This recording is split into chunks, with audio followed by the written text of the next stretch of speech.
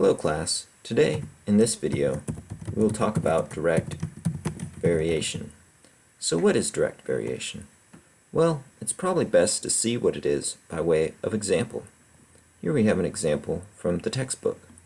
The quantity y varies directly with the cube of x. If y equals 25 when x is 2, find y when x is 6. Okay, so let's set up an equation and talk about what direct variation is.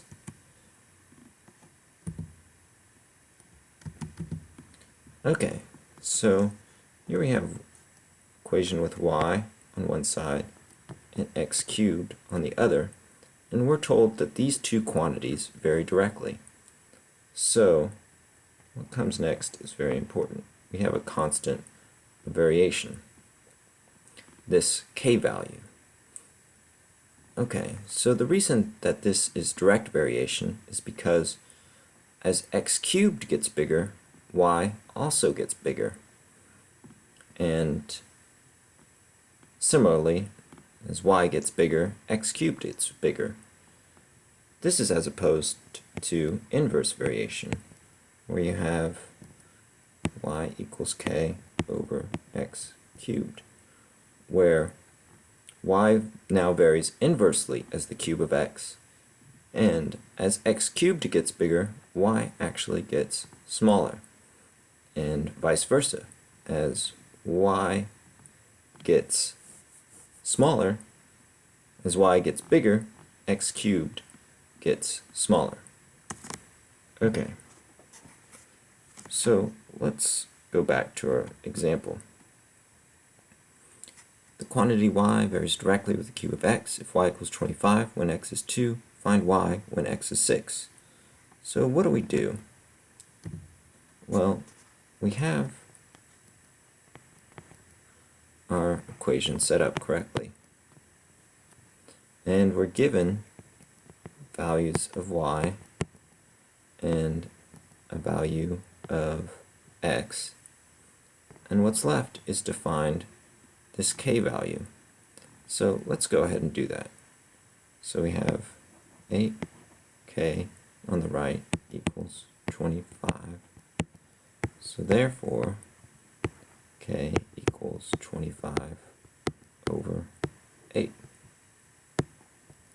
Okay, so the question asks us though, what is y when x is 6?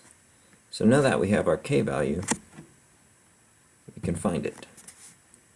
We have y equals an unknown y and a k that's 25 over 8 and an x that's 6.